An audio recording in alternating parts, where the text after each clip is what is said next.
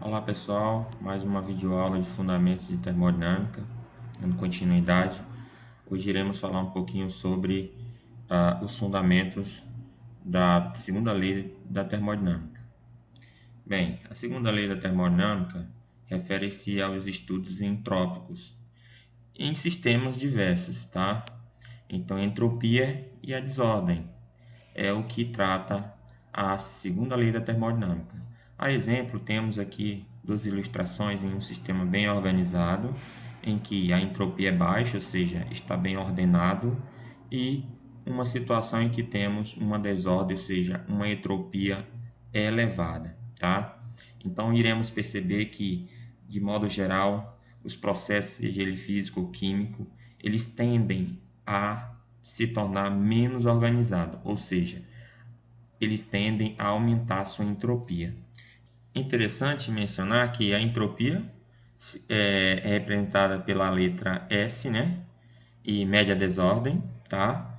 E, como já mencionada, uma entropia baixa significa pouca desordem. E, claro, uma entropia elevada significa uma desordem elevada. A segunda lei da termodinâmica, ela tem um enunciado, de maneira resumida, que a entropia de um sistema isolado aumenta durante uma mudança espontânea. Ou seja, essa desordem que nós iremos nos ater e a estudar, ela é um processo, tá, que tende o sistema a alcançar, que é uma desordem máxima. Então, esses processos geralmente são espontâneos, tá? Ou seja, o aumento da desordem é espontâneo.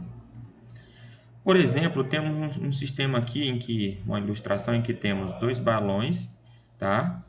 Interligado por uma torneirinha e tem o gás hidrogênio e gás oxigênio. Quando você abre, tá, a torneira, ou seja, liga os dois balões, de maneira espontânea, os gases, tá, se misturarão.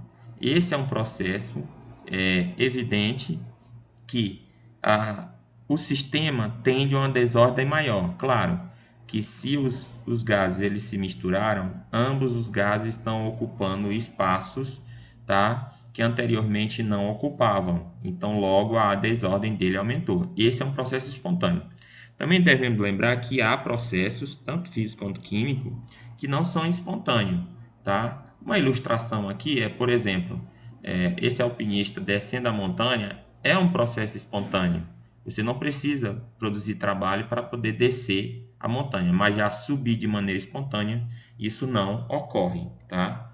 Logo, os processos espontâneos aqui mencionados têm que ser interpretados como uma tendência natural que pode ou não ser percebida na prática. Um processo espontâneo ele pode ser muito lento, ele pode não ser percebido quando está ocorrendo. A direção de uma transformação está relacionada à distribuição de energia e matéria, sempre, e as mudanças espontâneas são sempre acompanhadas de uma dispersão de energia ou matéria. Isso diz respeito exatamente à organização do sistema, tá? Antes e depois da transformação. Agora, um desafio que nós estaremos sempre é como calcular a variação de entropia, ou seja, como eu dimensionar ela. Ela é dada por uma equação que é ΔS, que é a variação de entropia, que é igual ao calor, tá? Ou seja, a energia transferida na forma de calor no sistema, ou seja, para o sistema ou para a vizinhança, tá? E a temperatura sobre a temperatura absoluta, ou seja, a temperatura em Kelvin. Essa equação aqui nós iremos utilizar elas em várias situações em frente a diversas variáveis. Essa é a equação, podemos tomar como a equação geral da segunda lei da termodinâmica. Bem, uma das situações é a variação em entropia em função do volume. Como mencionado lá atrás, nos slides anteriores, em que mostra dois sistemas sendo interligados, gás hidrogênio e gás oxigênio, eles se misturam espontaneamente. Então, temos como calcular essa desordem em situações análogas. Tá? Então, só relembrando que esse processo de aumento de entropia envolve energia, claro. Então, nós temos que recorrer constantemente à primeira lei da termodinâmica, que ΔU é igual a Q, que é o calor, mais o trabalho no sistema. Bem, nesse caso, eu tenho como, a partir dessa equação da primeira lei da termodinâmica, eu posso fazer algumas generalizações. Toda vez que o meu ΔU for igual a zero, então Q, tá, é igual a menos o trabalho.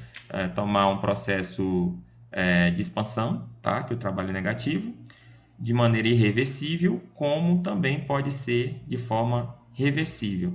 Lembrando que quando o trabalho é exercido de forma reversível, ele é dado por a seguinte equação, tá? Considerando que o sistema é gasoso e que o gás se aproxima de um gás ideal, então o trabalho fica WREV, que é o trabalho reversível, igual a menos nRT, N o número de mols, R a constante dos gases ideais e o T a temperatura absoluta, vezes o Ln do volume 2, ou seja, o volume final, dividido pelo volume inicial. Bem, sabendo disso, nós podemos então fazer as deduções para... Então, nós também podemos tomar, como já no início foi mostrado, o ΔS ele pode ser Q sobre a temperatura, ou seja, o calor sobre a temperatura.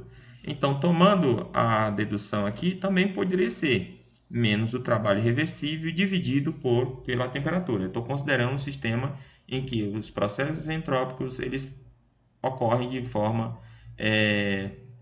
reversíveis.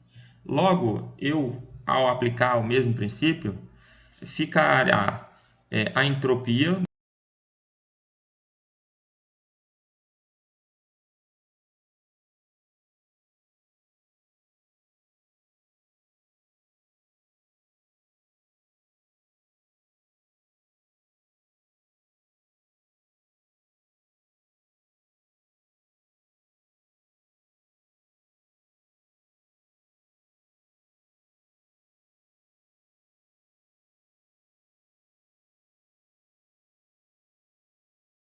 em função do volume, ou seja, da variação de volume, tá?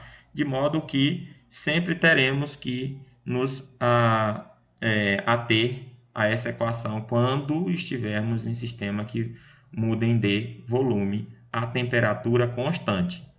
Análogos, nós temos o ΔS também para situações em que há variação da pressão. De modo geral, é observado que essa dedução aqui apresentada, ela é aplicável a outras variáveis, tá?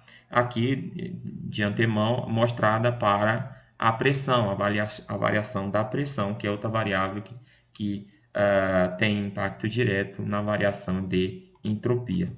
Bem, entropia, mais uma variação de entropia, nesse caso, com a variação de temperatura.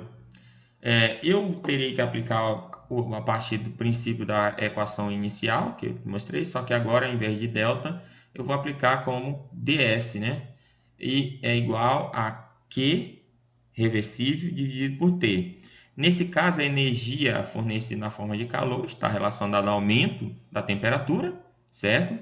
Pela capacidade calorífica do sistema, tá? Lembrando que nós utilizaremos todos os conceitos que observamos e que aprendemos quando estudamos a primeira lei da termodinâmica. Logo, seguindo, eu posso igualar aqui D de Q é igual a C, que é a capacidade calorífica, vezes dt, tá? Que é a variação da temperatura. Tá? Nesse caso, só lembrando, tá? Que mudanças de forma infinitesimal, eu posso, nesse caso, aplicar aquela equação inicial, né? Eu estou adaptando, que é Q igual a C ΔT, sendo C a capacidade calorífica, tá? Isso em sistemas reversíveis, daí o REV aqui presente, de reversível. Logo, fica D de S igual a C dt sobre T, tá? De modo que eu vou integrar, tá? O meu C dt sobre T, considerando duas temperaturas, T1 e T2, tá? Eu aqui, como o meu C não é dependente da temperatura, eu posso escrever ele fora da integral, de modo que o resultado da minha integral fica ΔS igual a C, que é a capacidade calorífica, ln de T2 sobre T1. Lembrando que o C aqui é a capacidade calorífica, e a depender do sistema que eu estou trabalhando, ele pode ser igual a CV, tá? Ou a CP. CV a volume constante, CP a pressão constante.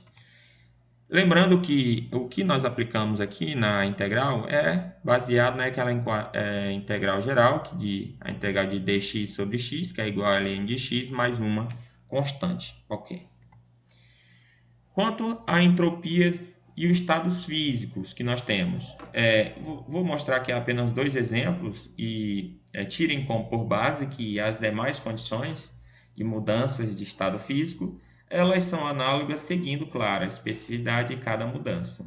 Então, ΔS de vapor, no caso eu estou trabalhando a entalpia de vaporização, ou seja, saindo do líquido para estado vapor, em que o meu ΔS de vapor é igual ao meu ΔH de vapor sobre a minha temperatura, no caso, a minha temperatura de ebulição a 1 bar de pressão. Tá? Essa entalpia de vaporização se encontra, ela é tabelada, tá? Mas também pode ser calculada, se fornecida os parâmetros necessários. E aqui a entalpia padrão de vaporização. Bem, eu tenho aqui em outra situação a difusão, né? No caso, a variação de entalpia de fusão, em que é igual ao ΔH de fusão padrão dividido pela temperatura de fusão, tá? Então, é o exemplo, por exemplo, que eu tenho um pedacinho de gelo ou qualquer situação em que há essa passagem do estado sólido para o estado líquido. Por fim, temos a possibilidade de calcular a entropia padrão de reação, ou seja, quando envolve reação, ou seja, transformação química. Tá? E nesse caso, para calcular a variação de entropia que acompanha uma reação, é preciso conhecer as entropias molares de cada um das substâncias envolvidas, seja os reagentes, sejam os produtos. No caso aqui eu tenho a formação da água. 1 mol de O2 reagindo com 2 mols de H2, gerando 2 mols de H2O, nesse caso gasoso. Bem, como fica então? Fica da seguinte maneira, eu vou ter que fazer a diferença do produto menos os reagentes. Então fica a variação de entropia padrão é igual ao número de mols, tá, presente na estequiometria da reação, no caso 2 mols, vezes a entropia padrão para a água, tá, menos o número de mols dos reagentes, no caso 2 mols referente ao hidrogênio, tá, vezes a entropia padrão molar do hidrogênio, mais 1 mol vezes a entropia padrão do H2. Em resumo, na verdade você tem um somatório sempre. O ΔS padrão de uma reação vai ser sempre a somatória dos N valores associados à entropia padrão dos produtos, menos a somatória de N entropia padrão dos reagentes contida no meio.